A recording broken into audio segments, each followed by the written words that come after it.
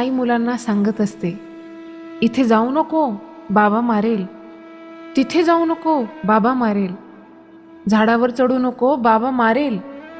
नदीवर जाऊ नको, बाबा मारेल. शाळेत जा, नाहीतर बाबा मारेल. हे करू नको, नाहीतर बाबा मारेल. ते करू नको, नाहीतर बाबा मारेल. मग मुलं सुद्धा बाबांना घाबरतात. बाबांच्या भयानं शाळेत जातात. बाबांनी मारू नये म्हणून अभ्यास करतात. बाबांच्या दहशतीखाली शिकत राहतात.